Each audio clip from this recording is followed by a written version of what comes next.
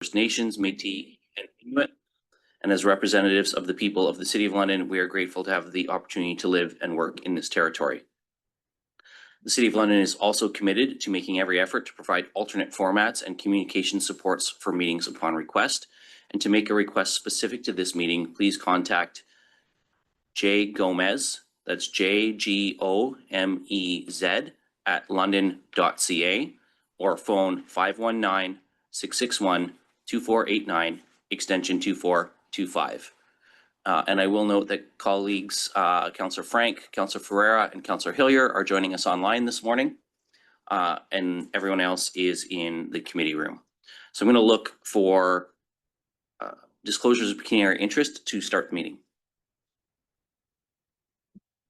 And I see none. So we will move on to consent items. We have 2 items on consent. The first, report of the governance working group, and the 2.2 appointments to agencies, boards, and commissions. And looking to see if colleagues want to move that, if they want to deal with them separately, if they want to have any discussion on 2.2. Just looking for Councillor Cuddy. I'll move that, Chair. Okay, so Councillor Cuddy is going to move both items on consent. Is there a seconder for that? Councillor Pribble, and looking for any discussion.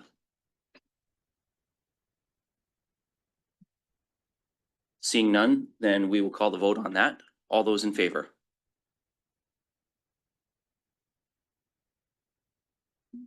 Motion carries. Oh, motion carries. Okay, so moving on, we have in items for discussion. The first item is the MNP London Housing Development Projects Lessons Learned Review. Councillor Stevenson.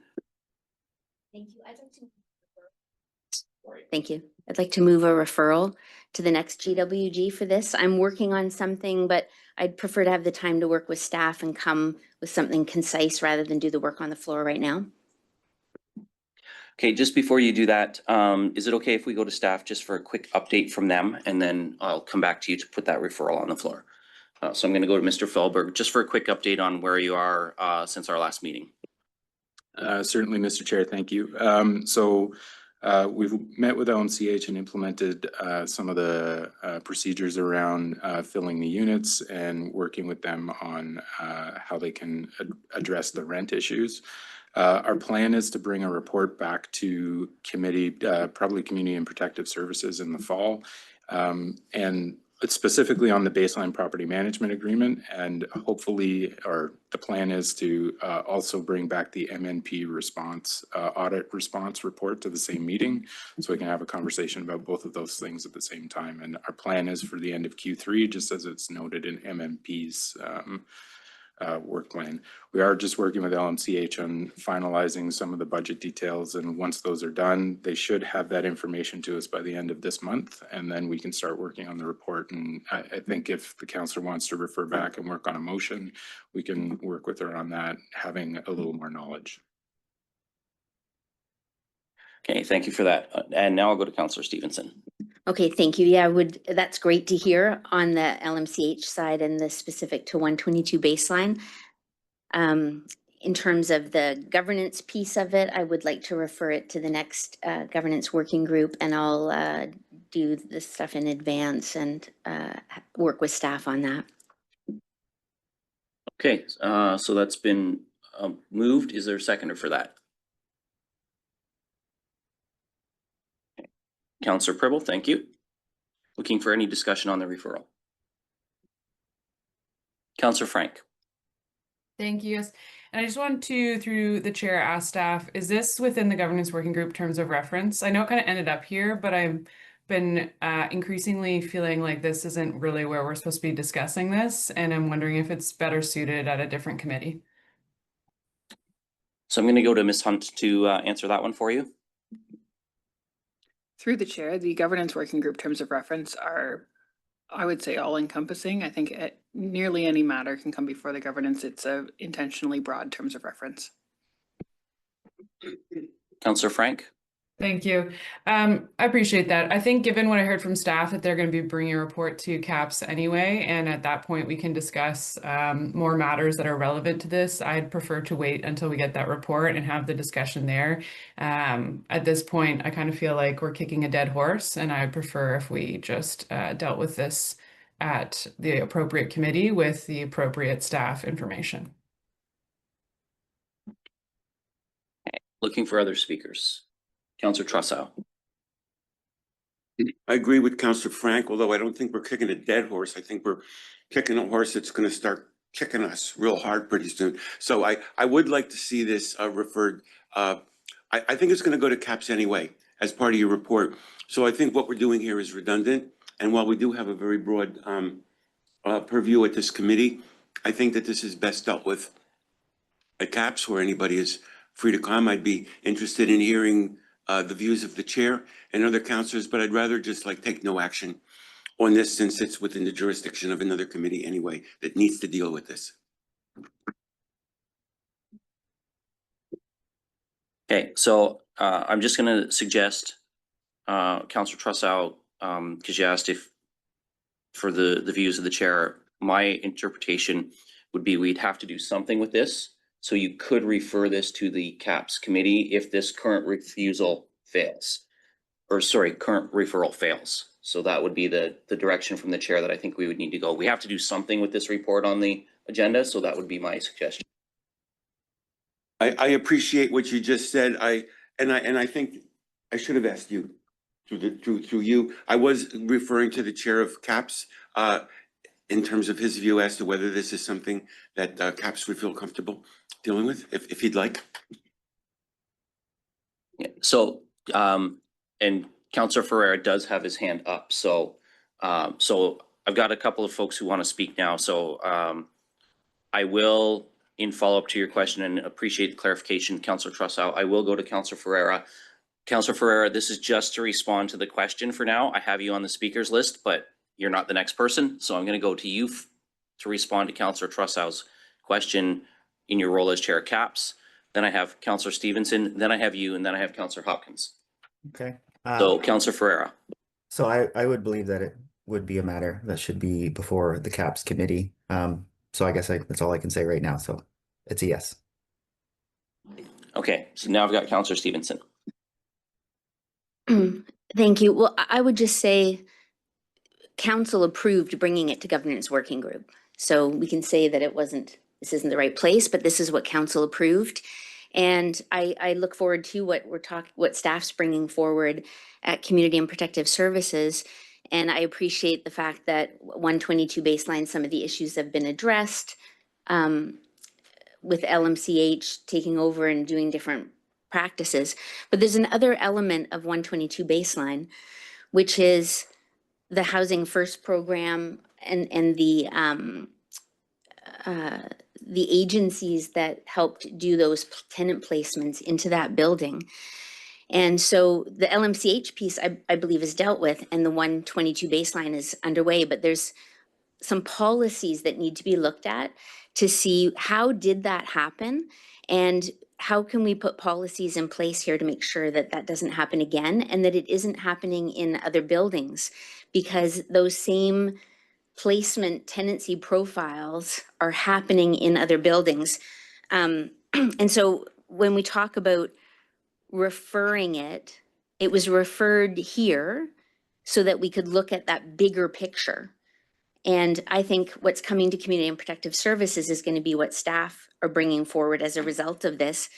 I've got some ideas and policy stuff that I'd like to discuss here. So I'm asking for council to allow me to finish that work that council already approved to come here. And I'm suggesting a referral so that I can make sure it's as concise as possible. I have my papers here and I'm ready to discuss it right now. I'm just saying referring it, I think would be beneficial.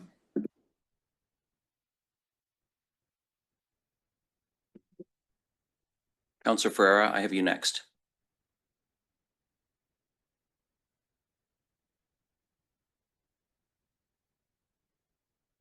Councillor Ferreira, you're on mute. my apologies.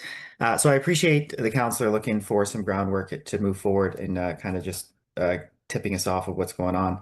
I just wanted to go, I guess, first to staff and to the specific questions that were asked. Like, I remember we did have this discussion, I think, at the last GWG about what happened, how did it happen, and what can we put in place. Can I just go back to staff to see if they can answer those questions for us just one more time? Mr. Felberg? Thank you through you, Mr. Chair, or to you, Mr. Chair.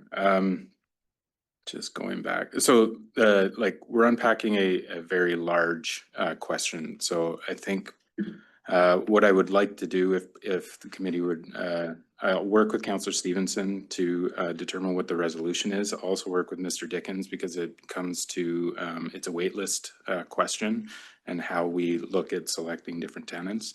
The process that we put in place is one that we're using on the Sylvan property as well, where LMCH has ultimate control over who the tenants are. They work very closely with our housing stability folks in order to select those tenants, and then they actually go through, they do a walkabout with the tenant before they identify that person as moving in.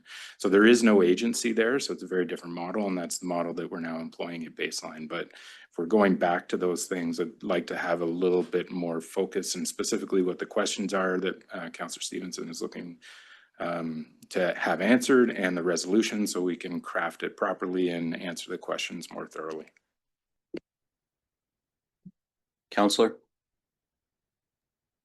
Thanks, Chair. I guess asking on just the reasoning, like I'm kind of getting pieces together of the reasoning for the referral. Do you mind is it just to refer this item to is that just the language, refer this item? There's no reason in the referral? It's to refer this item to a future meeting of governance working group. Okay. So it's a time extension essentially is what we're looking at. Is there any way, if the counselor is willing to kind of speak to any type of ideas or I know the counselor said that she had some things in the works. Is there any way that she'd be willing to kind of speak to maybe some of those? Well, I can go to the counselor to respond. Counselor Stevens. Thank you. I'm happy to. I feel confident in what's happened with LMCH and that process is in play, and we're going to hear more at the next Community Protective Services or one in the fall. So that piece of it, I feel, is moving in the right direction, and we can do the follow-up then. There's another piece of it. So LMCH did not do the placement at 122 Baseline. My understanding is there were agencies using the housing stability workers that were placing people in that building. Understand, we fund many of those programs, and it's happening in many buildings across our city.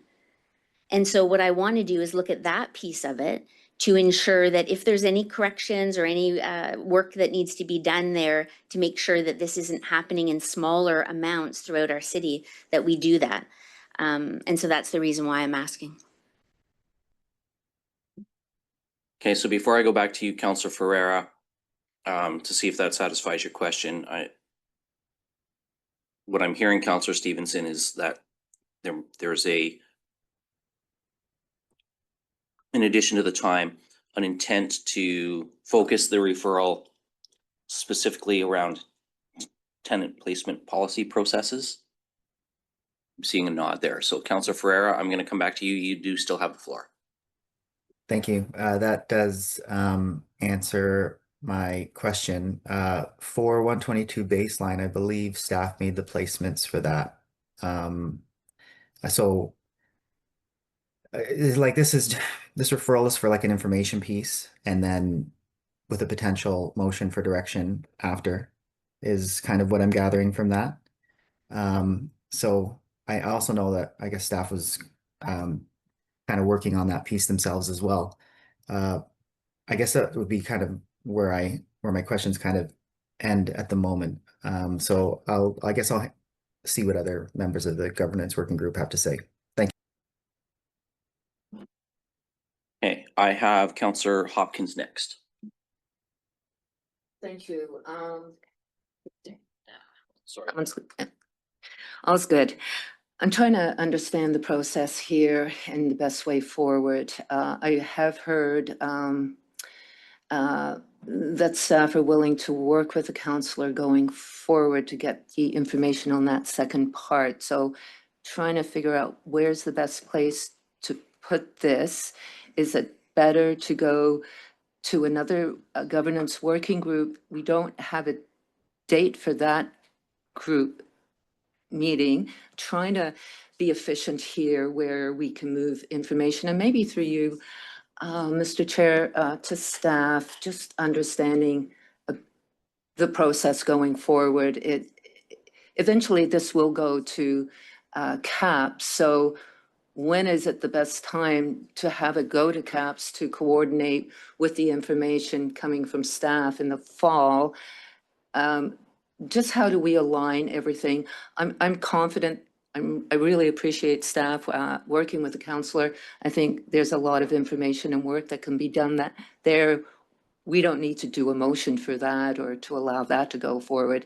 It's just how do we deal with this information in the best efficient possible way, as opposed to just having it go on another agenda and then referring it or moving it around. So I guess I'm looking through you to staff with, eventually, the question would be then, eventually this will go to CAPS, would it not, this information? So I'm gonna go to staff on that. There's actually two pieces, though, Councillor Hopkins. The governance recommendation would first go to SPPC. At SPPC, we could then refer it to align with the CAPS report. So that would be, it's a little bit complicated because it's here and this working group reports to SPPC. But I think, and I'm seeing Mr. Mathers nod, and I think we could coordinate that between the clerks of the two committees to make sure that it lands in the same place. But I'll go to Mr. Mathers. Through the chair. So there is a couple of aspects you're looking at, and I'm thinking where Councillor Stevenson is going as more of a governance piece. So that can absolutely come to this committee. We can ensure that what we're bringing back to CAPS reflects the items that specifically should be going to CAPS. So if there's any kind of dovetailing between the two, then we can ensure that we do that when we bring forward the future report to CAPS committee. Councillor. Yeah, and so receiving this here, it will eventually go to the next SPPC meeting, and at that time, we can deal with it, is what I'm hearing. So I would be okay with doing that as long as everything gets connected going forward, because there's a lot of good information here to have, and I hear from the counselor wanting to continue the work that she would like to do in the community. So I would be okay with receiving this, and again, thank you for this information as long as it gets directed in the right direction. And Councillor Pribble. Thank you. I'm very much in support of referring this back to this working group, because I think that's honestly when we always talked about it, the most work should be done. And beyond, I do have some concerns or questions to the staff as well. And beyond the questions that were already asked, there are certain policies and controls in terms of the financials as well that could actually go beyond these two projects. So that's why I think it's a really good idea to go back to the governance working group, as it will give us more time to pay attention to the detail than at faster pace CAPS. Thank you. And Councillor Frank, I have you next. Thank you. Yes, I've got a couple questions, but again, I just would like to, I don't want to refer this, I'd rather receive it, because I actually have already heard that we've dealt with most of the items in this MNP audit report, and that if the counselor would like to bring forward a list of recommendations for policy changes in regards to tenant placements, I see that as a standalone item and not directly tied to this MNP audit report, because I feel like, again, we have heard from staff that they are dealing with the MNP audit report and the recommendation. So if it is a separate governance policy tenant placement update, I'd rather just see that as a letter, a standalone one, so we don't have to keep on rehashing this MNP audit report. Question to staff though, it's my understanding that staff did the placements for 122 baseline, not the 4 external agencies, although I'm sure they participated. So I just wanted to understand, from staff if that is an accurate characterization, because I'm hearing two different concepts there. And then additionally, have staff now change their tenant placement policy moving forward with 345 Sylvan. So we don't have Mr. Dickens or Mr. Cooper here. But I'll see if Mr. Felberg can provide us some insight on that. Thank you, Mr. Chair, and through you. So yes, the city makes a recommendation to the property manager, which is LMCH. The agencies were also advocating on behalf of the tenants that they wanted to serve, which I think is where some of the challenges that we had were there was a struggle between the agreements and who actually was selecting the tenants. I think what I'd like to do is be able to thoughtfully go through this very specifically with Mr. Dickens and his team in order to provide an accurate response of exactly what happened, which I think is what the councilor's after. With respect to Sylvan, I think I've already mentioned that process has been adopted at LMCH or will be adopted, at Baseline, will be adopted at Baseline, where LMCH is in complete control of selecting the tenants. They have final say on who the tenant is going to be, and I've already provided that direction coming out of the last governance group to working group to LMCH that they should be doing that under the terms of their existing property management agreement. The report that we bring back in the fall, if there are tweaks that we need to make to that property management agreement to ensure that LMCH is in complete control of tenant selection, those will be some of the things that you will see in addition to any financial implications moving forward for the property. Councillor Frank? Thank you. I appreciate that explanation. And then again, given that we don't have Mr. Dickens or Cooper here, I'll just say from my recollection, we've already updated our tenant placement process in the last year or so, changing, you know, how many people are taking from the high emergency list versus the other longer waiting list. So I think we've already tweaked it a little bit in that way. And I'm again comfortable in the direction we're heading in. So I understand the councilor's desire to refer this for further discussion. Again, I'd rather just see a letter separately to this MMP audit. I feel if we've resolved most of the MMP audit issues, then this should just moving forward be a separate tenant placement policy recommendation from the councilor. But again, that's my personal feelings. Councillor Pribble?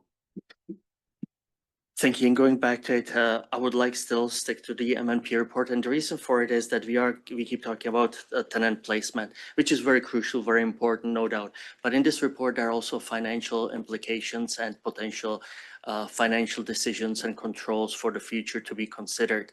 And therefore, I would like still, we keep focusing on one area, tremendously important, but there are other areas in this report that are even more so very important and crucial for the future, and potentially not just for housing. So that's why I would like to still have this MMP, because otherwise, if we don't stick to the MMP, I think that we are going to focus again only on tenant placement, and I think we need to look beyond as well. Thank you. Okay, I'm gonna pause the conversation here and just as a chair sort of summarize what I'm hearing from everyone so that we can hopefully find a path forward here. We've heard from staff that they are going to bring an update to CAPS with respect to the steps that they're taking to address a couple of the pieces of the MNP audit. I'm hearing a general consensus from the majority of the working group, I think, that they're satisfied that those two updates will address a couple of the pieces of the MNP audit. I'm hearing some other councillors who would like to continue to delve deeper into some of the tenant placement policies and review those to see if there's some governance pieces. And I'm sorry, we're getting some feedback here. So may I suggest that a way forward might be, rather than referring the whole thing, and we're at a working group, so I'm going to be a little fast and loose on the policies. If Councillor Stevenson wants to withdraw her referral and put something else on the floor, I'm going to allow that. That we receive the staff update on the MNP report, and that staff be requested to report back at a future GWG or the next GWG with the current tenant placement policies for GWG's review and discussion. And that way we could get the current policies here. We can have a fulsome discussion about what those look like. And we can dispense with the rest of the MNP audit so that the vendor I'm gonna get the terminology wrong. The purchasing thing is taken care of, and that's sort of dispensed with when it comes to caps. So I'm just gonna look to see, because I feel like we've got two different pieces here. Some folks want to deal with the pieces of the MNP that staff have said are gonna be dealt with at caps. But I do hear a continuing interest in a deeper dive in the policies around tenant placement. So my suggestion might be to receive and have a report back to the next GWG on the tenant placement policies, but I'm gonna go to Councillor Stevenson, see if that's amenable to what you're thinking, what direction you're thinking you may be going in. Okay, I think there's some confusion on the tenancy profile. So I'm happy to receive the report that's before us. There are two other pieces to this, and it is more about the Housing First program and the agencies placing people. I've looked at some of the agreements, and it specifically says that they're taking high acuity people from our list and placing them in apartment buildings around our city. I think that's something we need to talk about, because this is what happened at 122 Baseline. And my understanding is it wasn't necessarily city staff that did 122 Baseline. Remember, it was HDC, which is and it isn't, and it gets a little complex. But what we've done with the tenancy profile work with LMCH, I have confidence in moving forward. There's this Housing First piece in terms of placing high acuity people throughout our city, and we have several programs in place. That's the piece that I would like more information on, to see if there's something to change there to improve things going forward. And Councillor Pribble brought up the finances. That's also an important piece. The recommendations coming out of the audit were to harden the buildings and increase the budget. I personally am very unhappy with those recommendations as representing the taxpayers. I think we need to look at the root causes of what's causing it and see if there's something that we can do to help prevent these problems. And maybe we also need to do those recommendations as well. But the financial piece of just escalating costs due to damages that are potentially because of the choices of poor tenancy profile placement outside of LMCH and the changes we've already done. So and I don't think we have the right staff here today for that discussion. We deferred this to this meeting because there was more work to be done. And I'm just asking my colleagues to let me continue that process and do the work at Governance Working Group. If you want to do it on the floor at SPPC, we can. I think this is the place to have those discussions and then bring more finalized work to SPPC, but I'm happy to do the work at whatever committee my colleagues choose. Okay, I have Councillor Trussow next. And then based on what Councillor Steven just said, I have an alternate suggestion to my summary, which is we could receive this today and add SPPC attached to this coming forward, Councillor.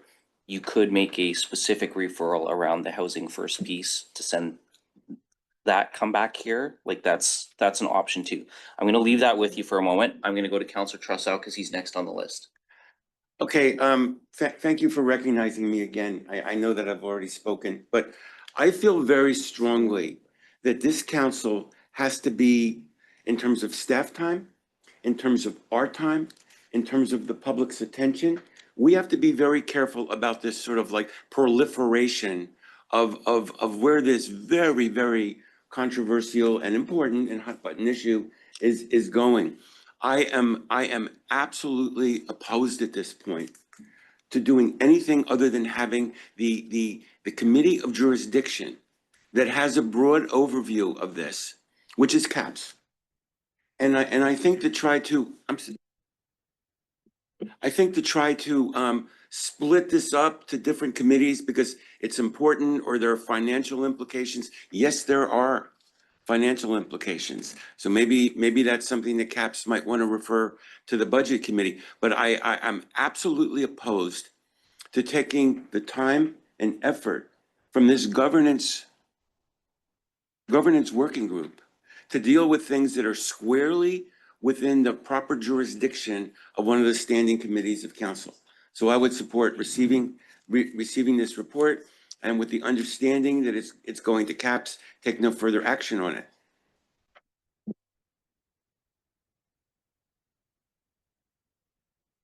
Okay, so that, and we are the working group counselor, so always come back for second rounds. And I'm not too tight on the 5-minute limit. I give a little bit of leeway that way. If we start getting to 10 minutes, I might get a little more firm on that, but we're not being quite so strict there. So that exhausts my speakers list. What we have on the floor right now is a full referral. There were a couple of options suggested to perhaps change it, scope it a little bit. I'm going to go back to Councillor Stevenson just on the language. So we're not looking for debate any further, just on the language on whether you want to leave it just as the general referral, if you want to scope it a little differently before we call the vote. I'm happy to scope it a little bit and receive the report that's come. And then I don't know how you want to word it about referring the issues of, well, they're the ones that I said, you know, the work that we did on the tenancy profile at LMCH, we made dramatic changes to that. I'm thinking there's another piece that might need some adjustments as well. And then there's the financial piece. So those two coming back to governance working group. So what I would suggest is you could refer it with a request. So receive the report and request that staff report back to the next governance working group meeting with a full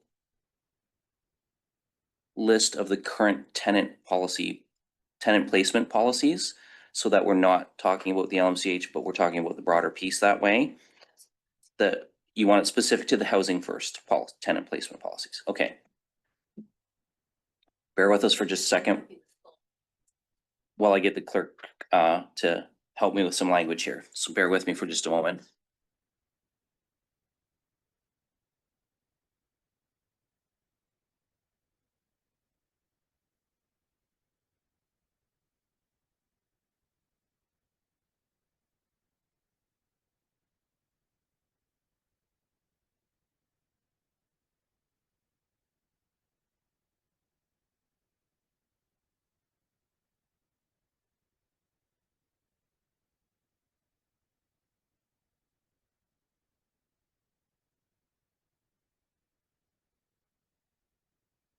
Okay, so if you're fine with full, that works.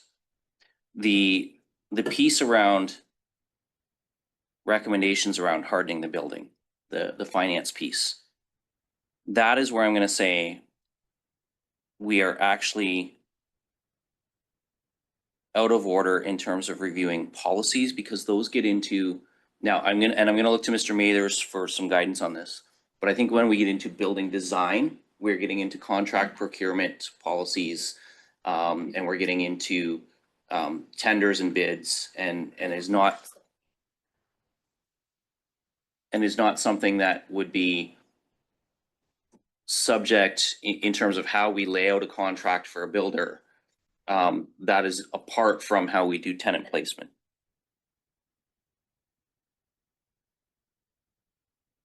And just to make sure that this piece is clear, so the audit does speak to some challenges related to hardening. So it's not, and even, so for an example is carpets and hallways. If you go to most large, like apartment style buildings being constructed, that's not a common practice. So this was a key learning from baseline that we've now applied to all of our other construction projects that we've done moving forward. So it absolutely is a very good point. It's something that needs to be done with a lot more thought, and was a one-time cost to be able to ensure that that was replaced. But moving forward, we've learned from it, and it's a great thing that the audit has suggested, because that was something that was important from that first project. Now we've been able to apply that to future projects. Thank you. Yes, and I mentioned it as one of the two recommendations that came out of the audit committee, but I don't think it needs any further discussion. It's the increase the budget piece how and when does that happen? And then are we going to be being, you know, told that there's overruns that need to be covered? Like it's that piece of how do we manage now what looks to be expanding costs? And I know Councillor Pribble was the one who brought the finance piece up. So again, before I go to Councillor Pribble, and I saw your hand back up. Again, I want to be really cautious here, and I'm not trying to, you know, prevent discussion, but we govern policies, not budgets, not contracts. And so I don't think that piece is actually germane to the review of the Housing First policies, because that was in, as Mr. Mather said, that's something that they've retroactively taken lessons from and already implemented. So those costs would be in future contracts. And in terms of retrofitting, that would be ongoing discussions that they have as part of life cycle renewal and capital costs. So Councillor Pribble, I saw your hand up. But I do have to be cautious that we are doing governance. So we're policy based. We're not in bids and tenders sort of territory. So Councillor Pribble, I will go to you to respond. But we're really wordsmithing something on the fly here that honestly, I feel like we're spending a lot of time on something that quite honestly may fail if we're overcomplicating things. Councillor Pribble. Completely agree, and I don't think we should overcomplicate it. We have the MNP report and we should focus on that. It came back to the council, to the audit committee. So that's why I think MNP should still stay as a main focus. I hope everyone will support it, because already what I heard going to caps and potentially to the budget, it's in front of us. Let's deal with it. Let's get it done. This is the one that gives us the most time to work with the staff, to work with to get the questions right. And let's not deal with it in 2026. Let's get it done now. And we have a clear path to the future, and staff and the councillors are on the same page moving forward. This is the best place to deal with it. And mainly it's in front of us now. Let's deal with it. Okay, I'm just going to ask the clerk to read out what we have for the referral, or for the motion, so that we can make sure everybody's on the same page, and then we can call the vote. Through the chair, so what we have is that the following actions be taken with respect to A, that the MNP London Housing Development Project Lesson Learned Review Report be received, and B, that the Civic Administration be requested to report back to a future meeting of GWG with a full list of the current tenant placement policies.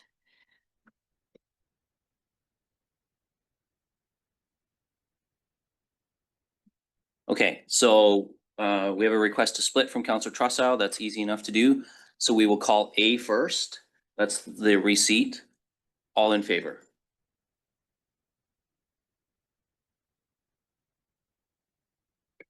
And any opposed? Motion carries. And we will now move to the part B, which is the report back on the full tenant placement policies. All those in favor?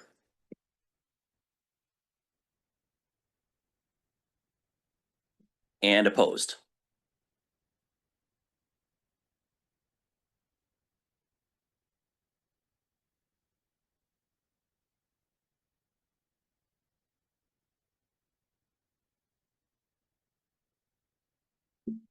Motion carries 6-4. Okay, thank you, colleagues. That dispenses with our first item. Moving on to item 2, and with thanks to staff, we'll let Mr. Mathers and Mr. Felberg carry on with their day. Hopefully you found time in your schedules today.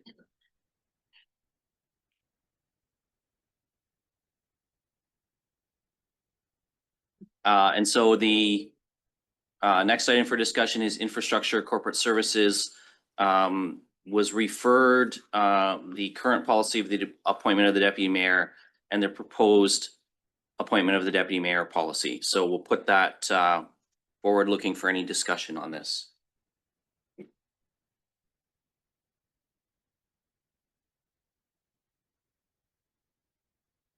Councillor Frank.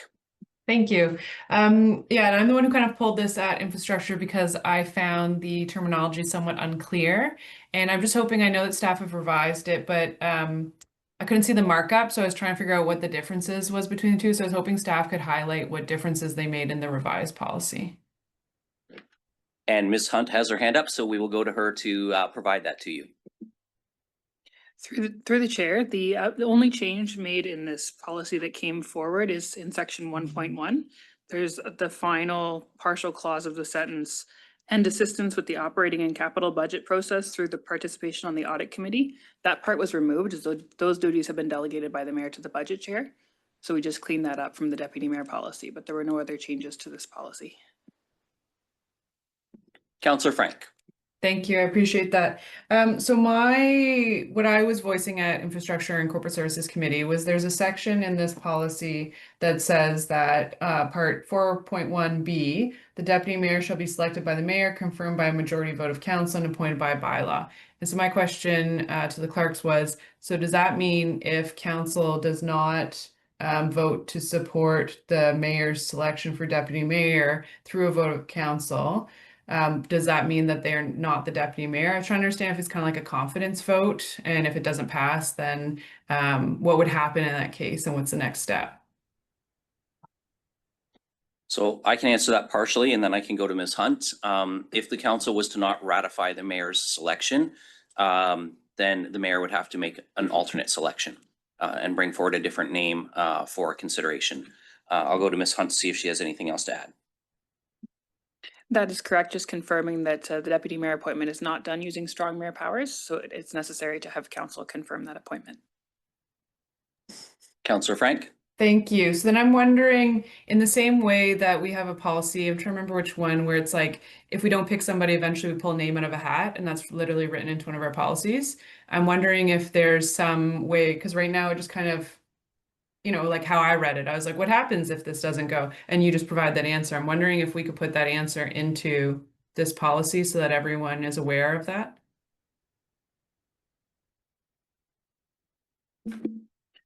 Through the chair, we could certainly take that back. We haven't done it that way before for the deputy mayor. My understanding of the policy as it stands is that if the first selection was not to be successfully appointed at council, then the mayor would make an alternate selection and repeat the process. And I would just say with Councillor Frank, with 14 possible selections, I would think at some point it would be reasonable to assume that council is going to ratify one of those and not get down to 0 selections and have to draw a name from a hat. For sure. And I'm not saying, I was just giving that as an example of, we do have resolution pathways in other policies, and I don't see one in this one. And again, appreciate the comments from Ms. Hunt, but that's an interpretation that I would prefer to have like clearly spelled out in here. And it just simply being, maybe it's like a part I under B saying, if the deputy mayor selection is not ratified by council, the mayor will then proceed by selecting a next option or something. I'm not saying we need to write that 14 times, just that I think, again, that is an interpretation that's not actually outlined in the policy, and I prefer to have it written into policy.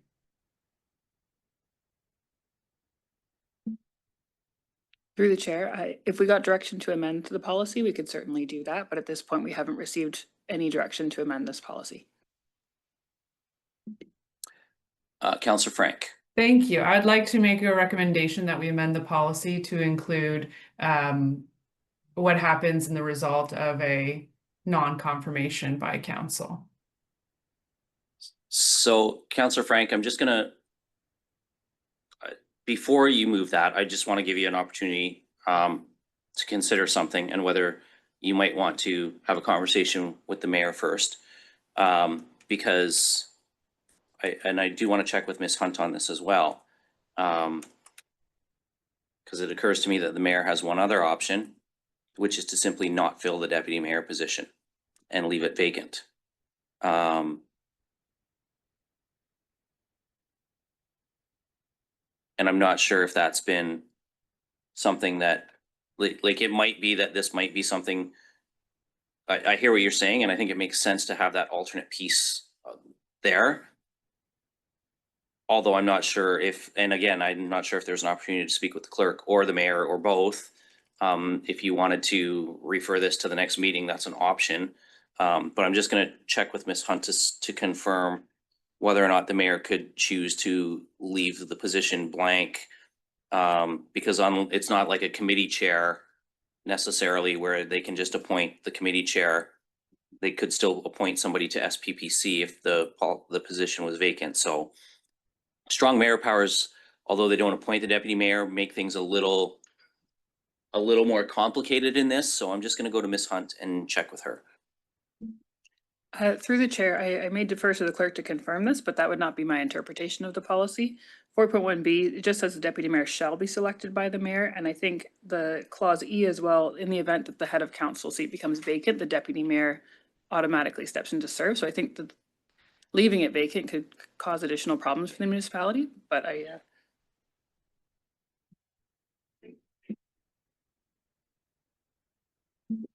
Okay, that's good to know.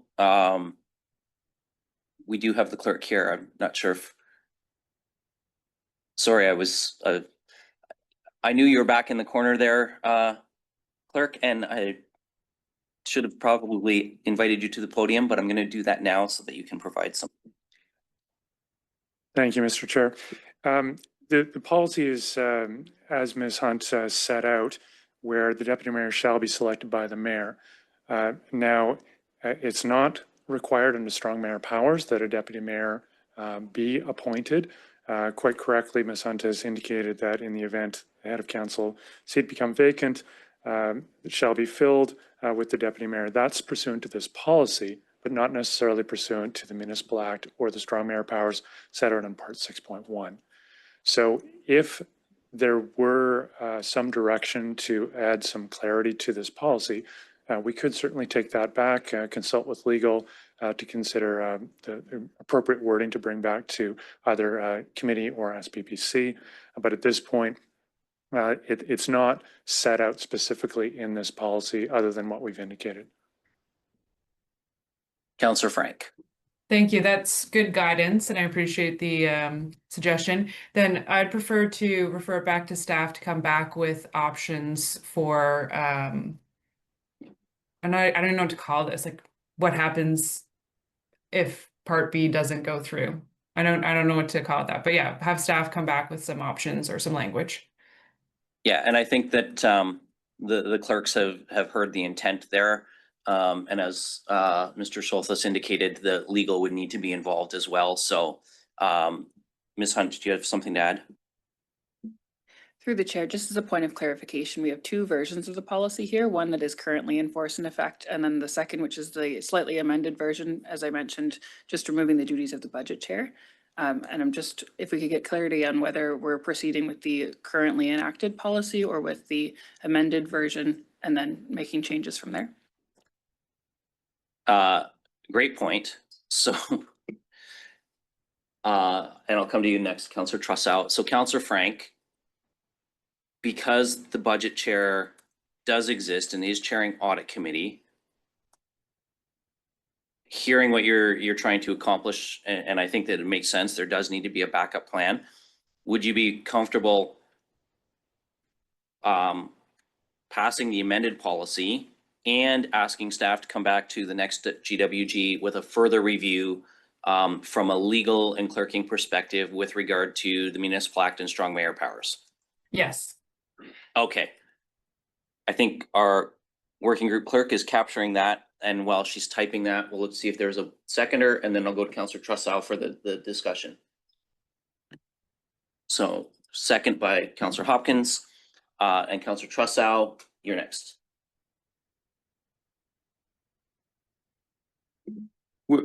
Being that we're at the governance working group, I want to just throw some general high-level considerations out.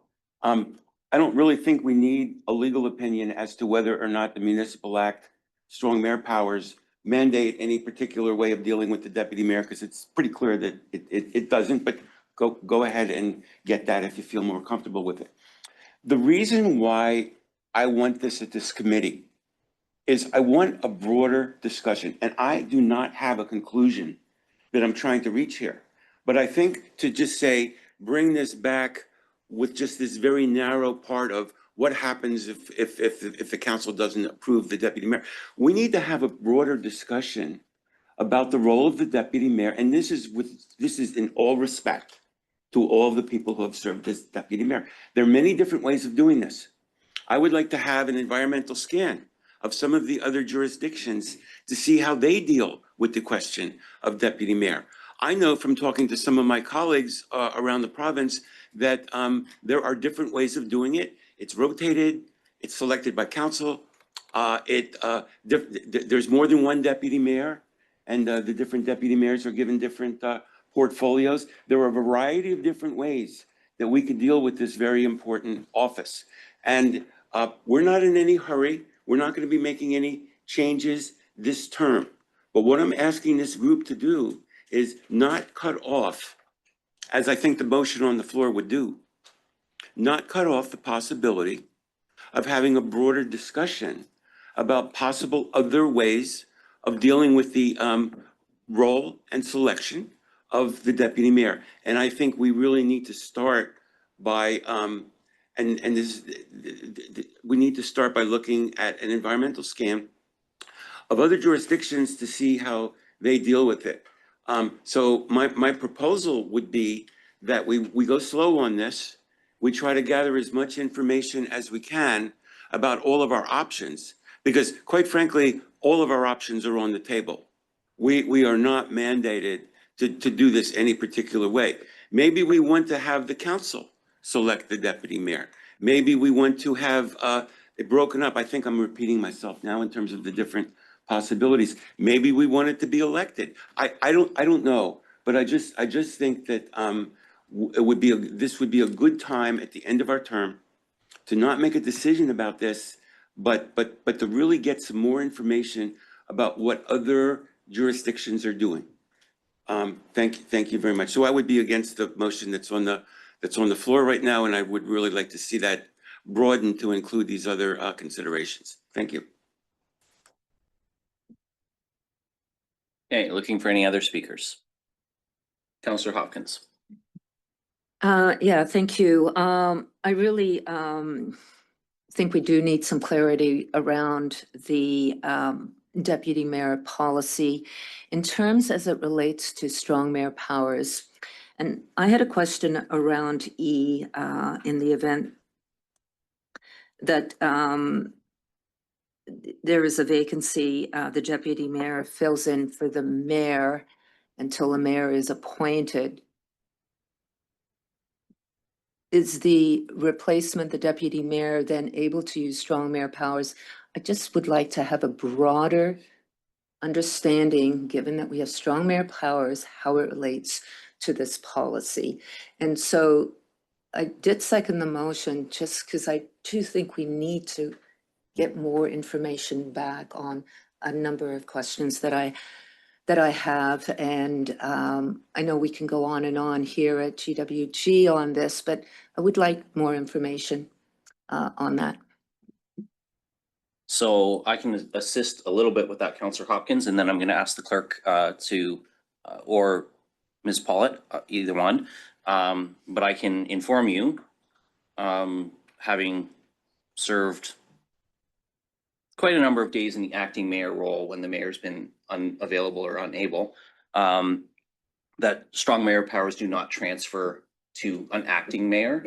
And I believe that would be consistent with even the appointment when the mayor has to leave office. The deputy mayor is only acting mayor until such time as council appoints a replacement mayor. At that time, the replacement would have strong mayor powers, but the acting mayor does not. And we'll go to Ms. Pollitt just for some confirmation on that. Yes, thank you. And through you, that's correct.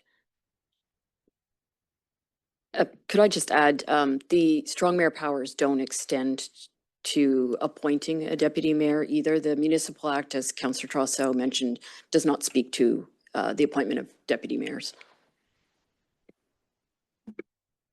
Yes, and just for clarity, in terms of when the clerk was up he said we'd have to run a revised policy through legal and with the, so that was why that, I had referenced that in the language, but yes,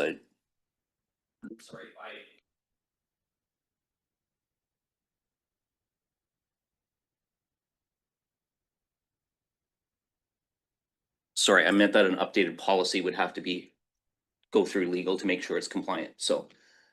I didn't want to muddy the waters myself, so I just wanted to correct that if I gave people the wrong impression. Looking for any other speakers? What's on the floor? Councillor Frank's motion.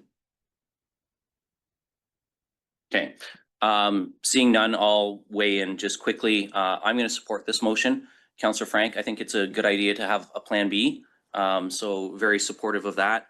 And I will say, you know, I think that having the role myself, but also having served under two different deputy mayors in my last term, I think the role is very contingent on what duties the mayor chooses to assign to a deputy mayor. And so some of those other things that other municipalities are doing, you know, I'm honestly not interested in investigating, because I think that the mayor does have to have a deputy mayor that they're comfortable with, and they will assign duties as they need to.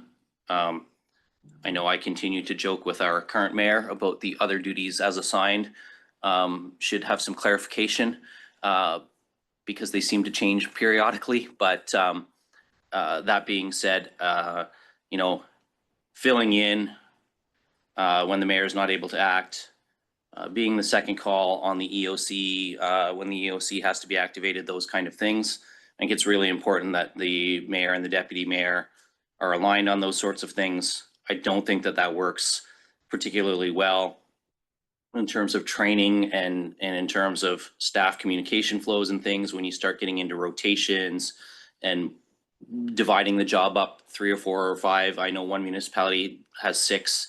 I think that's not a really good way to keep your organization in a good stream of communication and flow. But I do think that Councillor Frank's suggestion on the alternative is actually an excellent one. There should always be a plan B, and she's offering a really good one, I think. So I would be supporting that moving forward.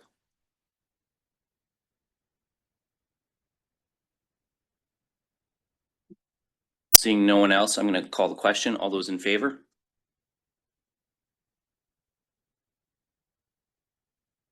And opposed?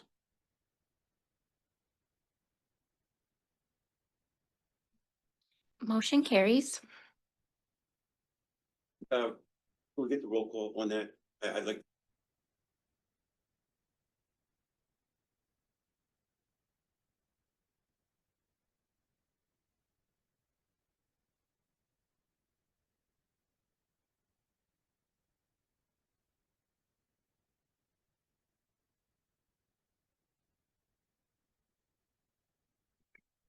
Okay, colleagues, moving on. We do have a confidential item. We also have a deferred matters list.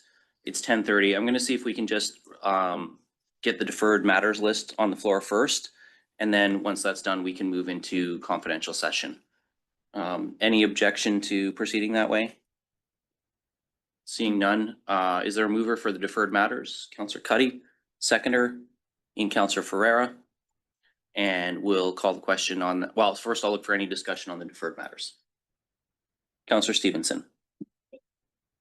Thank you. I just had a question on 3I, where it says the civic administration be directed to report back to council as soon as possible when new affordable housing funding programs become available. It's a long paragraph. I won't read it all. I just can't remember. Was this already passed by council and this is just coming forward to GWG?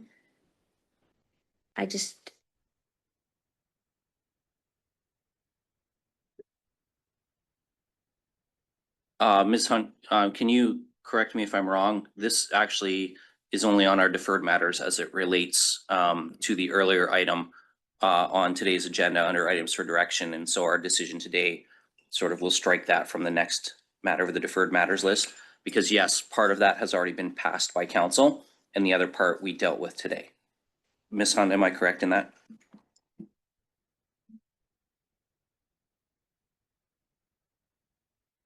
Okay, seeing no other speakers, I will call the question. All those in favor? And any opposed? Motion carries. Thank you, everyone. So our last item is a confidential item, so I'm going to look for a motion to move into closed session. Moved by Counselor Hopkins and seconded by Counselor Trussow. All those in favor? And any opposed? Motion carries. Okay, we are going to get the appropriate people in the room, make sure we're in closed session, and then we will proceed with that item.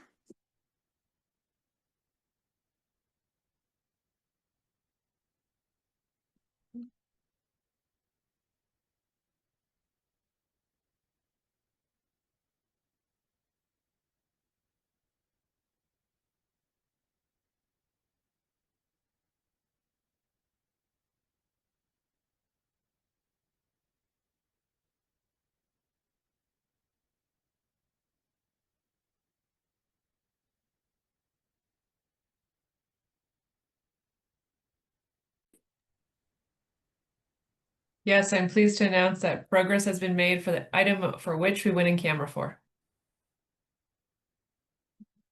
Mr. Newcomb has just joined us in the room. Do you want to repeat that just for the record? I would love to.